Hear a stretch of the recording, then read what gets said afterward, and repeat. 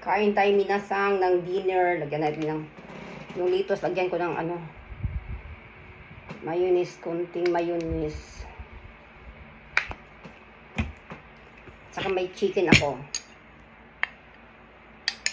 Adobo ko na chicken. Tapos ang rice ko ay potato. Ang pinaka-rice ko is potato. 1 week na ako hindi kumain ng literal na rice. Yung kinakain ko lang yung pasta, potato, yun lang.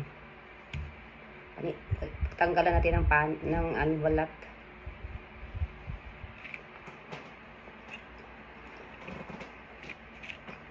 Kasi wala akong rice.